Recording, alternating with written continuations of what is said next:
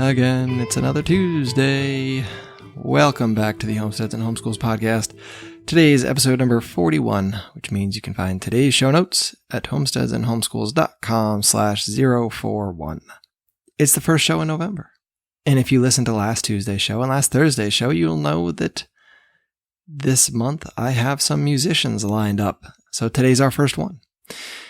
My guest today got his renown working with the esteemed Mr. Ron Paul, working on his campaign back in the day, and he wrote some songs there and played some songs, and so most of you I think will recognize his name. He and his wife are out in Washington. They do some homeschooling, and they have a little bit of a homestead. Got some nice hemp operation, it sounds like, going on, and we'll cover all of that in today's show. So without any further ado, let's go sow those Liberty seeds with my guest, Mr. Jordan Page. The pendulum swings from the left to the right. Its momentum increases the need for the fight, like a moment of blindness and a lifetime of sight. And I am caught somewhere in the middle. My guest today is Mr. Jordan Page. You may have heard of him around. He is a singer, songwriter, musician. He's got a number of tracks out there that speak well to a lot of things that we should all be thinking about, all be concerned about. And if you listen to the end of my shows, sometimes you'll hear a little commercial for something called Freedom Song 365, and some of Jordan's music has been featured in there. So Jordan, welcome to the show. Thanks for coming on today. I appreciate you taking the time out to sit down and talk. Thanks for having me, Ben. So let's go back where you started. Your education as a kid growing up, were you public school, homeschooled? Oh yeah, I was absolutely raised in the public school system, raised by the state, educated by the enemy, and became an adult and really had no idea what I was doing, and had no real concept of how government works, how society really works, just what was going on in my own little world. I am a world traveler. I was a world traveler by the time I was 20, 21. Been to quite a few countries, so I wasn't entirely ignorant, but I would have characterized myself back then as lazy and indifferent to what was happening in the world. It just didn't matter, and I thought that people who were always up in arms about things, protesting things, just had nothing better to do and should go get jobs. That was kind of my feeling on it. I was raised in a very, I would say, more left Democratic leaning household that over time has become far more conservative. My parents have gone from one side of the aisle to the other, and now I've been trying to send them more libertarian for the past 10 years, and I think I've won them over on quite a few points. There's some things, the statism is far too great, and some people won't let go of some of the constructs that define their reality. But my parents are great people, and they support what I do. But I did not get an education early on in liberty, in freedom, in the philosophy, in voluntarism, or anarchism, or libertarianism. I learned about these things when I was about 26, 27. I'm a singer-songwriter. I'm a musician. I travel nationally, performing and writing songs about the things that I care about. And in 2006, I had an experience where I woke up from a dream, and in December of 06, and I wrote a song called Pendulum, which became a pretty popular song for me and got me a lot of fans all over the world. And this song was very highly political in nature. I wrote it in the middle of the night, had no idea what it was about. It was kind of a spiritual awakening. And the song itself and the reaction that audiences had to it really prompted me to go and learn. Like the people that were loving the song, and they knew what it was about, but I didn't even know what it was about. And so that was like, okay, you need to go and do your homework, son. message from God. And so I went and did my homework, and I was depressed for about 2 years. Once I did my homework, I was extremely down and fatalistic and sad and just torn asunder. And because when you let go of your illusions, and you let go of the false foundations of your false reality, it can be a traumatic experience. Really, really hard. It can be. It's a tough thing to wrap your head around, and not get too down on it, but so that was like 2006, 2008, somewhere in there. When did your kids come around? Well, my oldest son was born in 2007, so Okay. he was a big motivator for me. Because I was learning everything that was going on. I still hadn't discovered Ron Paul yet. I discovered Ron Paul in early 2008, and but I mean, I was so green and wet behind the ears in freedom that I thought I was the only one who knew any of this stuff. I was because nobody, literally, not one person in my entire life had ever said anything or espoused any beliefs that like the ones that I was evolving into through the information that I had. No one had ever talked to me about any of this stuff, and it was a very strange, lonely time. But then I discovered Ron Paul, and I discovered that there was this whole liberty movement full of millions of people that understood what I was talking about, and they loved my songs. And it was just a great time and a great thing to be part of to get me started in my new path in life. So Yeah, it's it's something. It is when you realize that you're not the only one. That there's other people that have thought about these things before you. And have threshed out some of the details. You're like, oh, well, that's amazing. But so when you had your kids, and did you start thinking about school? Did you think about sending them to public school or think about homeschooling them? Was that ever something that crossed your mind until you actually got into school? Because I know it's one of the things that, with homeschooling is kind of, I don't know, I feel like in the liberty movement, it's, public schools are sort of frowned upon. And is that something that came up early on, or was it something that just kind of happened later? I had very strong feelings about it right from the start. I knew we didn't want to we didn't want to send Johnny to public school. Um, and at the time we were living in Indiana when he was getting to be preschool age, and we were a Catholic at the time, and my wife and I, we are no longer consider ourselves Catholic, but we were Catholic at the time, and we were going to a Catholic church, and they had a private school that we were into, but it had all the same problems that public schools do, and basically they're just camps to train kids to be obedient to authority figures and getting them ready for prison. Um, so I had a very, very bad taste in my mouth after a year and a half of that with him, and we pulled him out. We started homeschooling as a reaction to the negative experience we had with a private school. And so my wife and I, Mary and I, we have 7 children for your listeners. We have 7 children, and that are all the 2 of ours. We have my wife has given birth to 7 of my babies, and we have 1 in heaven. And my we have 5 boys and 2 girls, and she had a lot of fears about homeschooling. Didn't know if she'd be good at it. Didn't I mean I think the same things that everyone feels when they first get into it.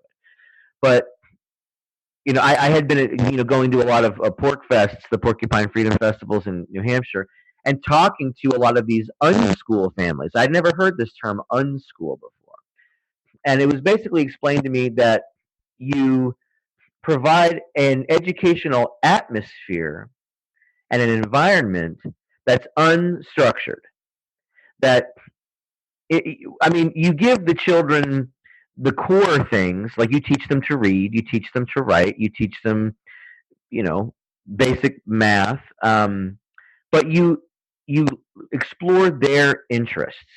And at first, this idea sounded like a bunch of cockamamie nonsense to me because it was against my programming, and I had to realize that I had been programmed to believe that a structured environment where you ask to take a piss and where you know, get up when the bell rings and you raise your hand to speak and you learn you memorize ideas instead of creating your own ideas, that was the way that education was supposed to be. So I was very kind of defensive about that when I first heard about unschooling, but the more I listened, the more I let go of my preconceived ideas or my preconceived indoctrination and programming, the more I realized like that makes a lot of sense.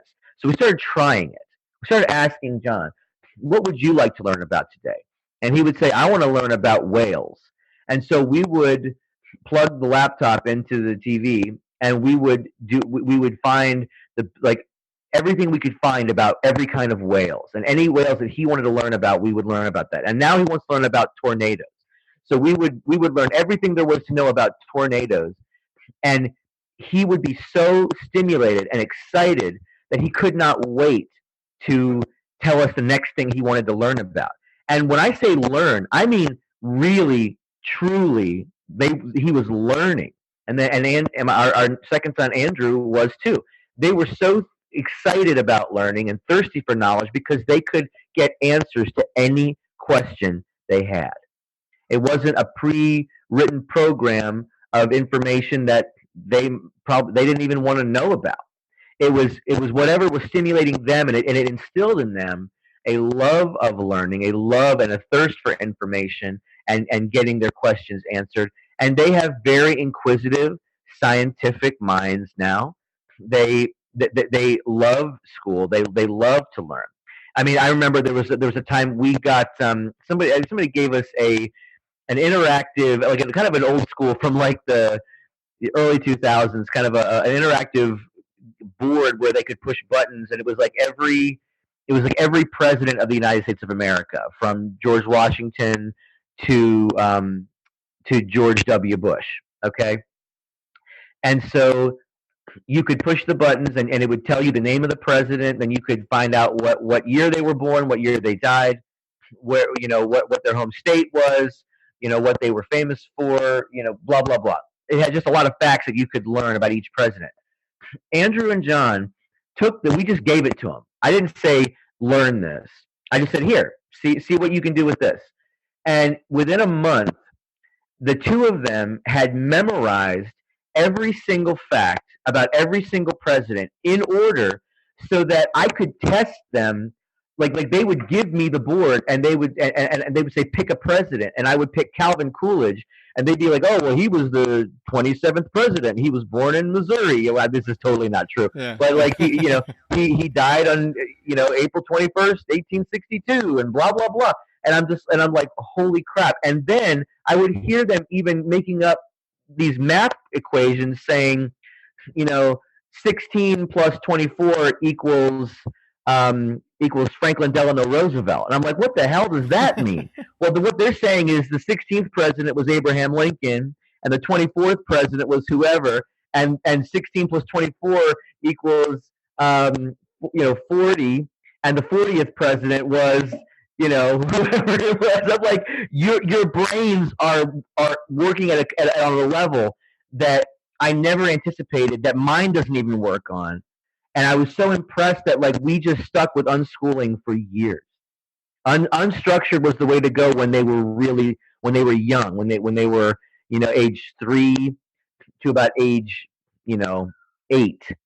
And after that, the unschooling didn't seem to have as good an effect. They wanted some structure. They were basically asking for that. And so we moved here to Washington few years ago, and came to a community that's a very liberty-minded community, and a lot of the families homeschool, and so we all got together and made a co-op homeschool school. So it was a structured school environment We were doing kind of a Christian based education system, and because all the families here are Christian, and we all got together and agreed on what the curriculum would be, and you know, and the kids thrived. We're using homeschool curriculums because there's a lot of homeschool curriculums out there. Like we use Matthew C for math, and it's a great curriculum. That's just an example. And all the parents were teaching all the kids on different subjects, right? And my wife was teaching math. She was really nobody else wants to teach math, and she was really good at that. And so, and then the kids thrived there too, because they already had that love of learning instilled. Right. Yeah, it's amazing when you can step back, when you can deprogram yourself enough to step back and give the kids a little bit of freedom and watch them what they can do with it all, and like you said, it's not for every kid. Some kids at some point they want a little bit of structure, they want a little bit of direction and pointers, and why not? You can, so why not? I'm curious. So you when you put your son in Catholic school there, was that like a religious thing? Did you put him in the Catholic school because you were Catholic, or was it because you didn't care for the public school in that district, or what made that? Yeah, choice? there was no chance we were putting him in the public school. I thought that the private school would be better than public school, but it just wasn't. It wasn't because I wanted him to receive any kind of Catholic education, and he was in preschool, kindergarten at the time, so it wasn't like they're indoctrinating him with blah blah blah. It was just like learning their ABCs and that kind of stuff. But their attitude toward discipline, like they were telling me that John didn't want to participate. I mean John has some. He's a brilliant person, and he's extremely smart, extremely loving, amazing person. But he has some injuries from vaccine exposure, and he does things a little differently than other people. He learns in his own way. He expresses himself in his own way. And when he was little, he understood everything you were saying to him. He understood, but he didn't like the school. He didn't like the lessons, and he didn't want to be part of it. And he protested in his own, little 3-year-old way. And they were trying to tell me I should be punishing him for not participating. That if and I'm just like, y'all are idiots. And we pulled him. I mean, when they started telling me that I should be disciplining my child because he's not going along with the program, even though he's learning the lessons, he's coming home and teaching us everything he learned in school. But he's looking at them like they're all insane, and this whole situation is insane. He was the smartest person in the class, including the teacher. So we pulled him from there, and hence our homeschool journey began. Yeah, that's it's sad. It really is. Even the private schools, it's the same thing. You get a lot of the same baggage that comes with it. And I don't know. So your co-op then. Your wife teaches math. Do you guys break it up? Like, do you meet? Is it like a weekly type thing, or do you guys meet? How often do you guys? Well, we've been doing it for the last 3 years. We're not doing it currently this year.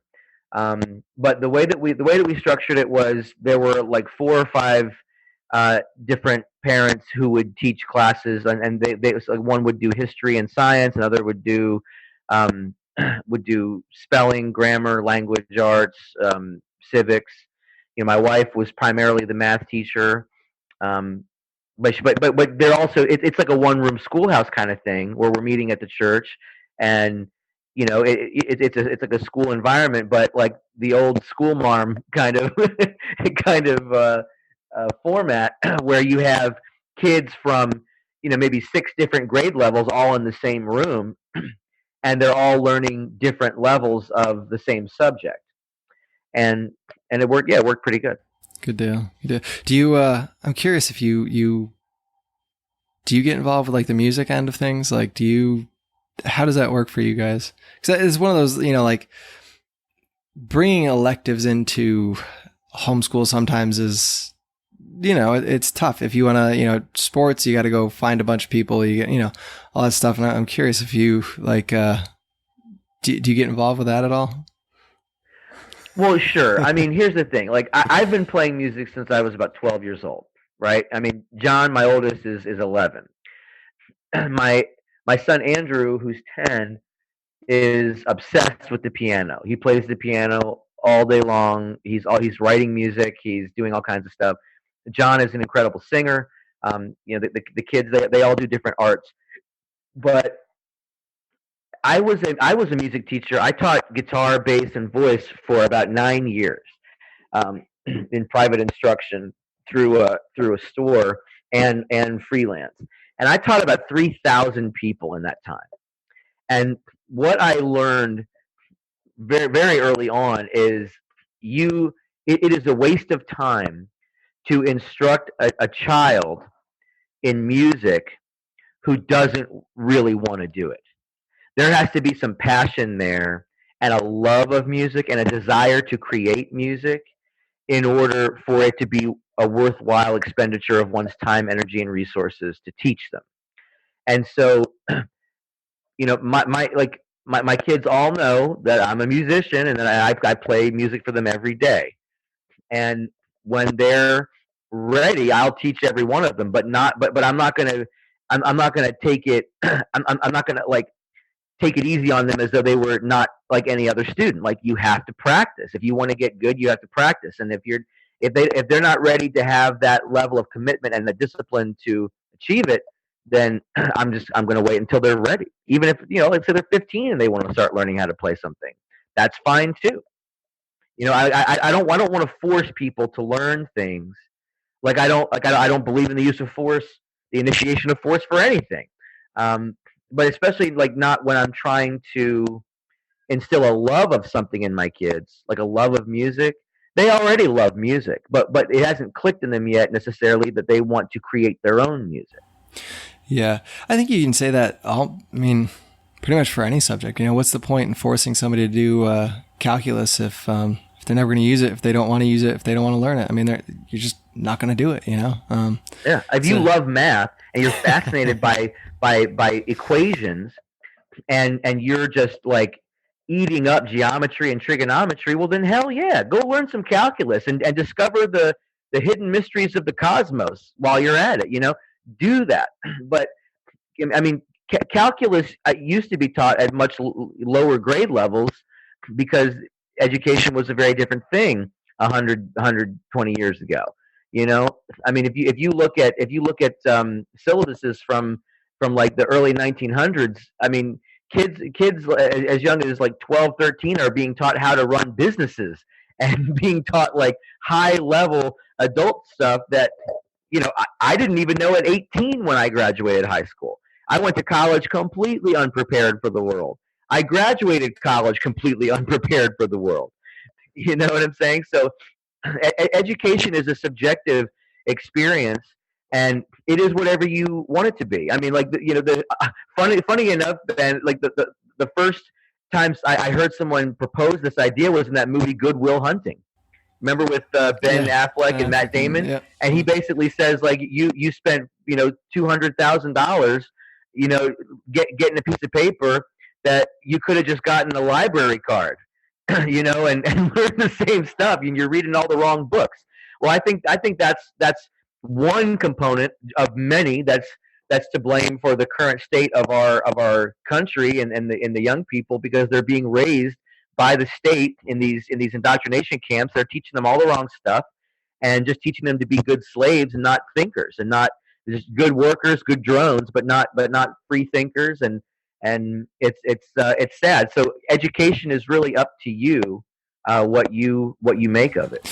Yeah, and I think there's a lot in that, the sort of power of expectations. 100 years ago, 150 years ago, kids were expected to know more. They were expected to be working on the farm or be working in the family business, and that was part of it.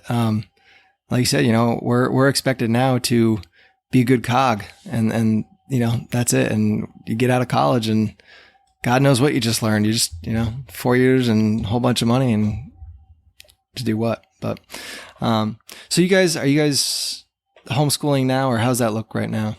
Okay, so the situation with us now is, we live in Washington State, and the homeschool regulations in Washington we've just been ignoring, for quite a few years now. And but it's getting a little weird up here. They're really cracking down on a lot of different things like vaccinations and whatnot, homeschool, and the laws are such that you are supposed to have a state licensed teacher uh, directly overseeing your curriculum, that you're reporting to a licensed teacher, Okay. which of course is complete crap. Yeah.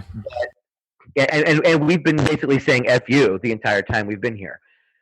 But things are happening up here now that we're just concerned. We don't want to deal with attention from the state.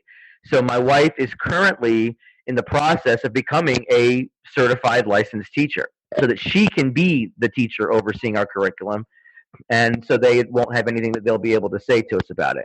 She also has a lot of interest in teaching because she's really good at it.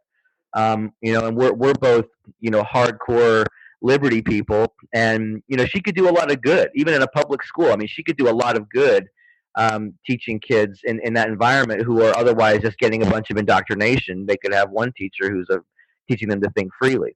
But and teachers are paid very very well up here in Washington. So there's a lot of different angles that we may go at. We found a school that's only about 3 miles from our house that only has about 30 kids in it, like grades K through 8, total 30 kids. And so, well, 36 now because 6 of our kids are going there. And it's very much more like the Montessori style, very small classrooms, very much personal attention.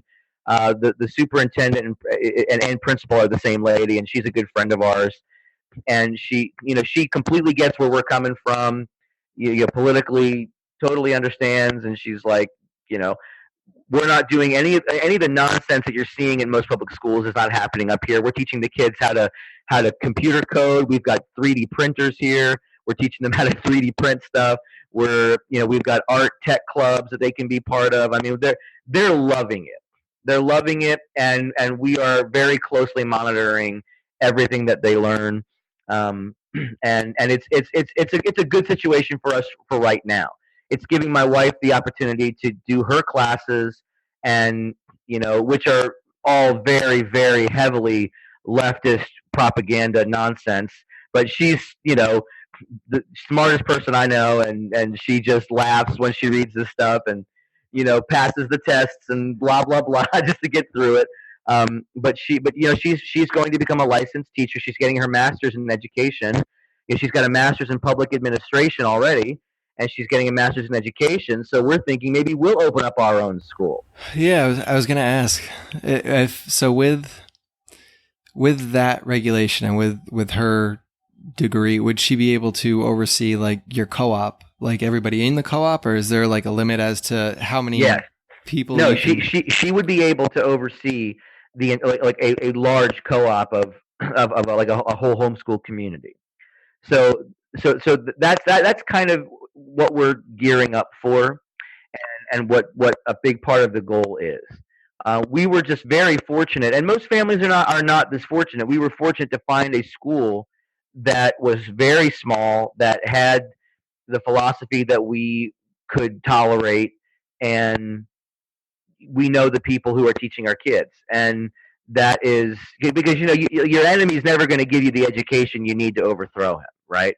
And which is what the modern American public school system is. It's an indoctrination program to keep you stupid.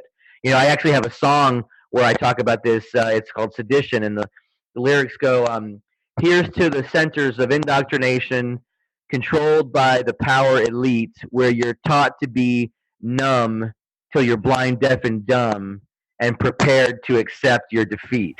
Yeah. Hey, yeah. But so, it is.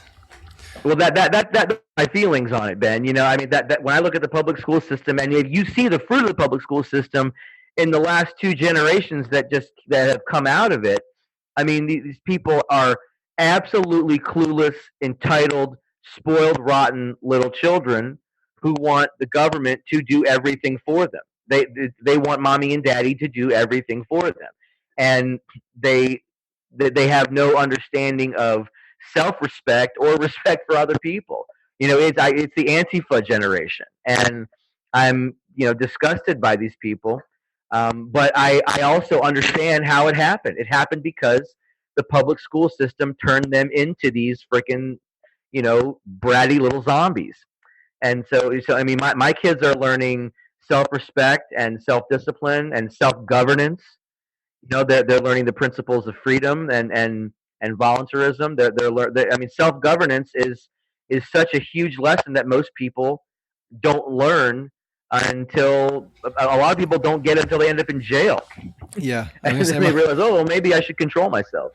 Yeah, I was gonna say that a lot of people don't get that at all. I don't think That's true. It's just there's so much you can just get away with it. The consequences aren't there. They're not as concrete as they probably should be sometimes. But and I don't mean that in like a you need to go to prison kind of, like, that's not what I was saying. No, of course not. No, I know what you mean. I mean, we give our kids healthy boundaries. Yep. And like my whole thing with them is I tell them I don't want to have to tell you what to do. Why are you forcing me to govern you? I'm tired of governing you.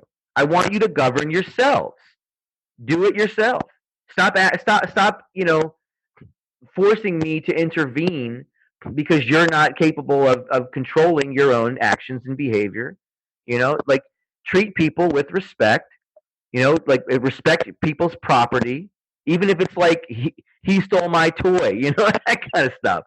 I mean, I talk to them, and I've always talked to them like adults. I've never talked to them like they're babies, unless they were actually a baby. As soon as I could have a conversation with them, I was using adult words. I was using full, complete sentences. There's no reason not to. They pick up on all that stuff. You treat them with respect and as an adult, and they will respond in kind. You treat them like little babies, and that's what happens. You get an 18, 19, 20-year-old kid who doesn't get it. But no, absolutely. Anyway. So, yeah, I guess you guys are up there. You're doing some homeschool stuff. And I know you're growing some things, right? You guys got a little bit of a farm, a homestead. We've got a farm. It's about 7 acres. We're up in Northeast Washington, so we get really long days in spring and summer. The sun comes up around 5 and doesn't at peak summer doesn't even set till 9:30 at night. So we get really, really long days, which is great for growing. And we do raspberries and plums and apples and pears.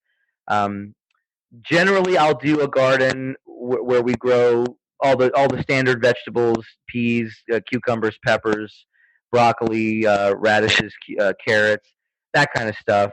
We also grow a fair amount of rhubarb, but my main crop is industrial hemp. So I've been in the cannabis space. I've been, screaming about cannabis freedom for years. I actually have of course, I smoked plenty of cannabis when I was, in my late teens, early 20s, but I gave it up because I was just becoming like an idiot. Because I abused it. I was abusing a medication. Like, you abuse any medication, you're acting like a complete idiot. Yep. And so I gave it up for a long time. I found out in 2016 that someone had a grower out of Northern California had named a strain of cannabis after me.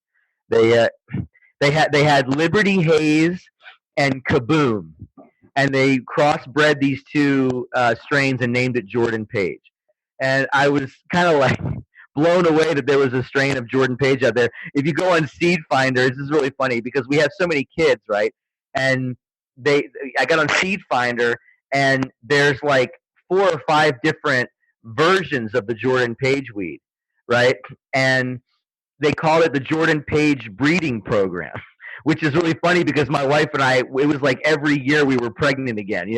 We had our own breeding program, and we were making a million babies, and they're making this Jordan Page breeding program out of weed. it was pretty cool. I mean, there's an indica and there's a sativa, and two or three versions of each one. So that's kind of fun.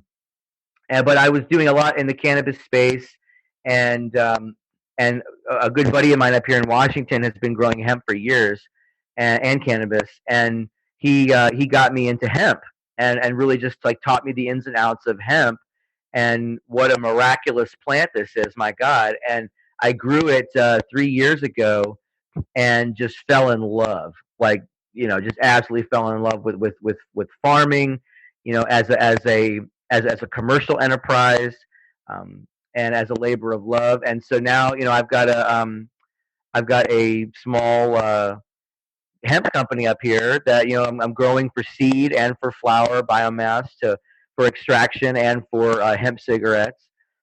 The hemp that I'm growing this year is called Sour Tsunami, and it's a bit higher CBD content. It's about 13% CBD, and it is the THC is only trace amounts, like less than 0.1%. So you can take the flower and pack cigarettes with it, empty cigarettes with filters and whatnot, and smoke it, and you get a really nice effect from it. You don't get high. You don't get the spacey, you know, what paranoid, what does it all mean?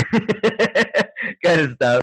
You just get very relaxed and calm. Everything just everything in the world just kind of smooths out, and you clear thinking while feeling good, and it's really really nice. And so I'm working with a retailer out of Spokane and selling my biomass to them to make these these hemp cigarettes, and I'm also selling the oil that we extract from our hemp to put into medicine. And there's a lot of people in the Spokane area who are buying those products, like a lot of people with Parkinson's and other diseases that they're dealing with, and it's really helping them. So it's really fun to know that something that you poured your blood, sweat, and tears into, and loved and grew and just invested in, that you're not only making a living from, but that you're also helping people. So it just I foresee myself growing hemp for the foreseeable future. That's cool. That's impressive. It's something I've kind of considered down here in Georgia, but the regulations on it are just so much that you can forget about it. In terms. Well, you should talk to my buddy Ted Metz. He's been. Do you know Ted? Yeah. He's at the kind of the forefront of a lot of things, pushing legislation in the right direction, and he's part of a hemp association that's helping hemp businesses get started. So I can put you in touch with him. Yeah, I think he's down in Georgia too. He ran for governor last go round, and it may have changed, but I think when it initially passed or was legalized, it was like, I want to say there was like 2 or 3 permits the state was going to allow, and just the cost of the permit, like applying for the permit alone, it's just so restrictive. Little people can't do it. You have to be this big corporation, this big organization, and it just, well, that's who organized that, right? Yeah. Like the big corporations made the barrier to entry so huge that no ordinary people could compete. And they basically bribed their pals in the state house to make it that way, so that only they could get licenses. Like up here, anybody can get a license. I mean, for 3 plots totaling about 7 or 8 acres, I think it was about $1,700. Me and 2 other guys are on the same license up here in Washington. It's about $1,700 total for all of the licensing. And granted, not that I approve of licensing, because licenses are basically just rights that the government stole from you and then sold back to you. But you can grow. I mean, see, they don't have the enforcement arm to really stop people from growing. But the problem is that no one will buy from you if you don't have a license. No retailers will buy from you because they're all licensed, right? And they're licensed retailers, and they won't buy from you unless you have a license. So you're kind of stuck in that regard, even if you don't get a license. It's tough too, I mean, like, yes, licenses are they're basically, like you said, they're stealing it and selling it back to you. But at the same time, when you start having kids and you start having a family, and you gotta consider some of those things. They're a little more important than when you're off on your own if you're going to buy that license or not, Well, that's absolutely true. And we're trying to, sell to big commercial farms and sell our seed, and those farms aren't going to buy from anyone who's not licensed as well. So it's just, as an anarchist slash libertarian, I am kind of caught between a rock and a hard place, because there aren't enough agorists out there in this business for me to interact with. I'm basically forced to interact with the man. So, but the upside is that you can make a lot of money, growing hemp. You can help a lot of people, and you can proliferate a culture that understands what hemp is and understands what cannabis is, and that it's not something to be feared. It's not the devil's weed. It's actually a healing plant, not just for the body, but for the earth too. Because you could take a completely nutrient depleted field and plant hemp, and it will heal the field. That's one of the things I would love to be able to grow it for. Where I'm on this spot right now, it was tobacco and cotton and soy and peanuts for I don't even know how long, last 100 years or so, whatever. But the ground is just it's solid. It's clay. It's got nothing in it. I'd love to put something on there to do that. And then you have all the side products that you had mentioned that, it's beneficial. It's a medicine.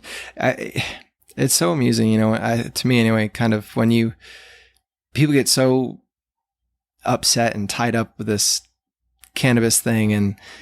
But you go to the doctor and you get a prescription, for your pain or for your anxiety. It's the same thing. Like one is a little more natural than the other one, and there's just such that disconnect, kind of everywhere, but. Well, that's by design. It was a miseducation campaign that was perpetrated by government and private industry. They wanted to get hemp out of their way as competition for paper and plastics and nylon and whatnot, and it was an easy way for the Department of Narcotics to grow, was by demonizing cannabis, and it created the prison industrial complex. I'm convinced of that. The drug war really helped to create it as an industry, and which is $1 trillion industry now. There are half the people that are in American prisons today are in there for nonviolent drug offenses. Most of those, over 80% of those, are cannabis. There's even people that are in that got life sentences for distribution of small amounts of cannabis. They got life sentences for that. They're still serving. I was reading about a guy yesterday who's in Illinois, who is serving a life sentence without the possibility of parole for selling small amounts of cannabis, and cannabis has now been legalized to a degree in Illinois. So this very thing that he is in prison for life for is now legal in the same state where he's in prison. Yeah, I don't think there's many things we can take as a whole from like the whole California area, but I think I want to say it was San Francisco or something. One of the cities there, I think, did it right, where they legalized cannabis, and then they went through and systematically, I think they're pardoning people that are in jail for cannabis for whatever they got in trouble for. But it doesn't make any sense. You put these people in jail, and now this thing's legal, but we're going to keep you there, and you got to keep those beds filled. You got to keep those contracts filled, right? Yeah. But, well, it's all subsidized, right? Yep. Yeah. It's modern day slavery. It has nothing to do with keeping anyone safe or making society better. It's just about money on the backs of incarcerated slaves, and it makes me absolutely sick. Yeah, it's tough. It's tough. I think you're listening to John Odermatt there over on Felony Friday. I'm not familiar. He's got.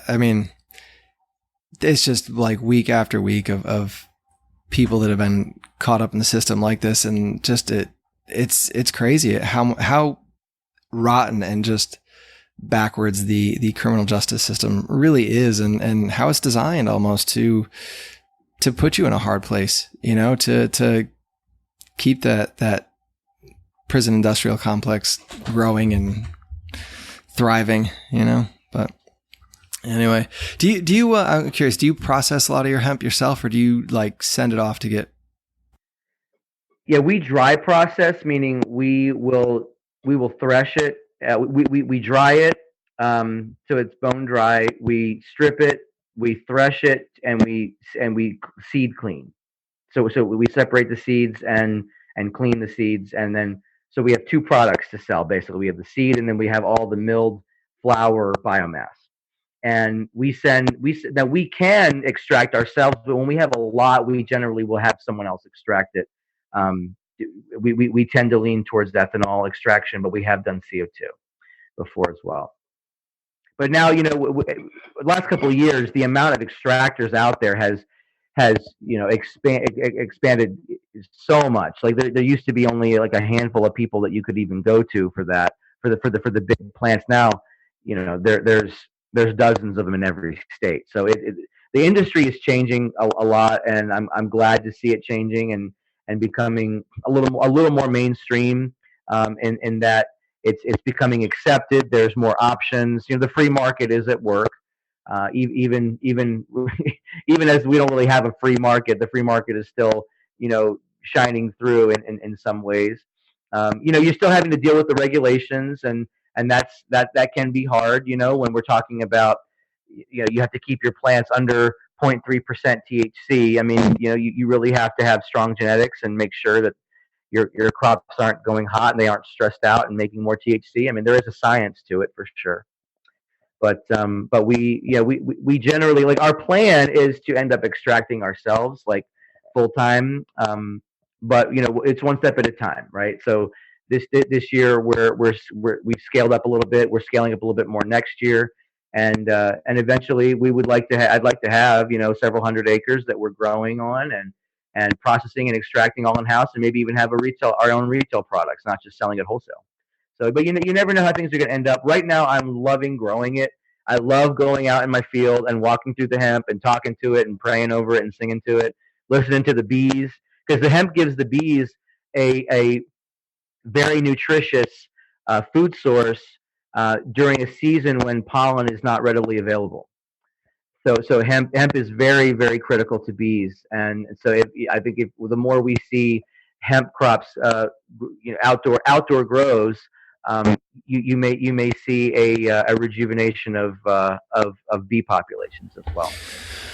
Oh man, that would be nice. It's crazy how interwoven things really are, and but anyway, well, I appreciate you coming on today, taking the time. I know it's you're busy man, going all over the place, but always, man, always. There's never a dull moment. I can tell you that. So today I'm pulling male plants out of the field. They've exhausted themselves with their pollen, and now it's time for them to go and let the girls grow big and beautiful. One thing I want to tell you about your soil in Georgia is you should look into biochar. Me and some friends of mine, we have some companies that we own, and one of them is a biochar distribution company.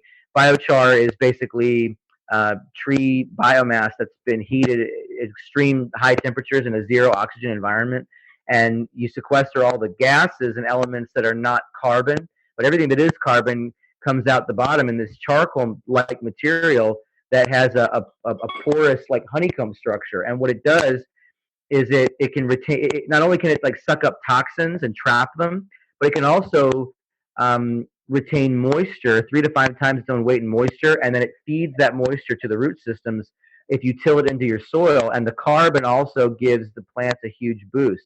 So if you end up growing down in Georgia in depleted soil, I would get some biochar and till that into your soil, and that could actually increase your crop sizes quite a bit. We're starting to use that ourselves. Nice. I will have to look into that. We've been doing a little bit with like the hugel culture, and we're always throwing the ashes from the wood stove out there, but definitely need something more. So, yeah. So why don't you tell us where to go to find your music? I know you got lots of it out there, and Sure. Well, I'm on jordanpagemusic.com, JORDANPAGE music.com. I'm also on iTunes and Amazon. Anywhere you can download music, I'm pretty much there. So cdbaby.com is my distributor, so you can get it from there. And I'm on YouTube, and I put a single out this past March called "The Persecution of Schaefer Cox," which is a song I wrote for Schaefer Cox, who's an American political prisoner who's being held in a torture camp in Indiana, full of Islamic terrorists that were moved there from Guantanamo Bay. It's probably the worst prison in America, and he was framed for a crime that never even took place. I learned about his story at freeschaefer.com. I would love to have people go check that site out and learn about Schaefer and what happened to him, and see the music video that we did for the song "The Persecution of Schaefer Cox." Half of the sales go to his legal defense fund, and so we're real excited about him and his story, and the possibility of him possibly being released, because he's got a lot of updates in his case that we're hoping that he'll be released. I also did a song in November for Lavoy Finicum, the rancher who was killed by federal agents in 2016 as part of the occupation of the Malheur Wildlife Refuge with Ammon Bundy. Lavoy was shot in cold blood by federal agents 9 times, and unarmed in the snow. And I wrote a song for him too called "The Ballad of Lavoy Finicum, a Cowboy Stand for Freedom." That's also on my website and iTunes and Amazon. So check it out. Yeah, I will say that I've enjoyed them.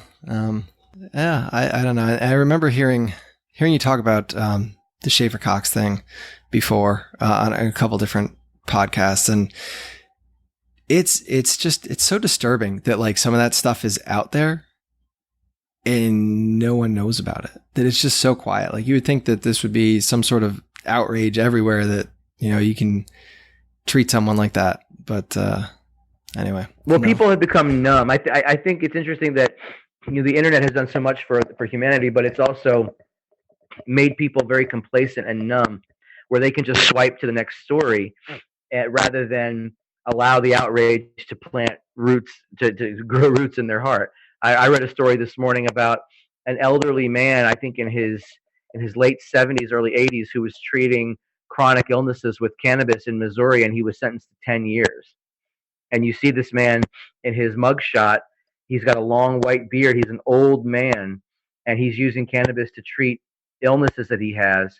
And he was given 10 years in prison, which is likely a life sentence for him. Yeah. And I mean, you get maybe 50 or 60 sad faces or angry faces or likes or whatever, and then it's on to the next story. But that man is still in prison. That man is still languishing in jail and will probably die. So it's like, how long? I mean, because someone like Jeffrey Epstein, who whether he was removed from the prison or actually murdered in the prison, who remains to be seen. But he's off the map, and the people of this country everyone knows what happened, and yet no one is going to do anything about it. And the bad guys who raped children, and this guy was going to be the key to exposing them all. They're all going to keep doing what they were doing before, and life goes on, and nothing changes because the people don't rise up. And so I'm blown away by the apathy and complacency of the people of this country and all over the world. But you see people in Hong Kong, they're the great meme going around was, be the America that Hong Kong thinks you are. Yes. And they're quoting our founding fathers. They're quoting Jefferson and Adams and Franklin in their fight to rid themselves of communist oppression. And there are places in the world where people are waking up and they're finally tired of tyranny. But over here you got millions of fluoridated docile humans who just swipe to the next story, next thing. Yeah, and I think that really was prevalent with this whole Epstein thing.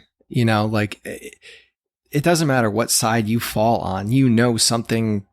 Something happened that should not have happened. Whether it was, they let him out, whether he offed himself and somebody turned their back, or whether somebody went in and did it for him. Like, something happened that shouldn't have, and there's nothing. Anyway, Jordan, I appreciate it, man. Get out there and go pick those male plants and enjoy the rest of your afternoon. I appreciate it. Thanks, Ben. Thanks for having me on. Talk to you soon, buddy. All right, take care.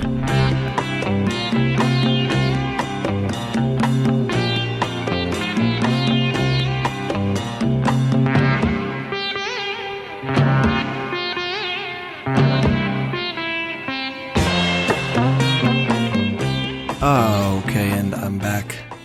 I hope you guys enjoyed that. I enjoyed talking to Jordan, and he's quite a guy. Lots of stories to tell. If you are interested in hearing his story on how he wrote the song Pendulum, and it's a great story. I will link to that in the show notes. That was in an interview he did over on the Lions of Liberty with Mark Clare. Really an entertaining story and an interesting one at that. Hope you guys enjoyed that.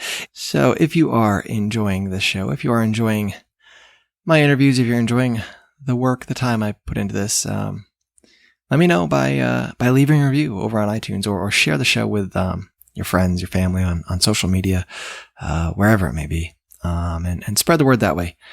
Spread this to more ears. Let them know that there are other people out there like them. And I appreciate it. If you really want to show your support, you can head on over to patreon.com/the Liberty Hippie. And you sign up for, I think, $2.50 a month. You'll get some bonus episodes and bonus content that I do with guests on occasion. And you get some other stuff. There's some seeds there, some merchandise, t-shirts, hats, etc. All sorts of fun stuff. You can also go over to homesteadsandhomeschools.com/Amazon and click through that link. That's our affiliate link. You go to Amazon. Just, once in a while, spread the love around. I know you're probably clicking somebody else's Amazon link, and I'm cool with that, but, once in a while, maybe head on over to mine. And next week, come back next week, next Tuesday, I will have another musician, you guessed it. And actually, his name is Jordan as well. So I will let you in the week think about who it might be. And you guys enjoy the fall weather. If you're up in those northern climes, enjoy it, because if it's not winter already, it will be soon. I know. Anyway, folks, thanks for hearing, thanks for listening, thanks for sticking around. I appreciate it. So get out there, sow those seeds of liberty, and we can all reap sheaves of freedom together. I'm gonna ride us his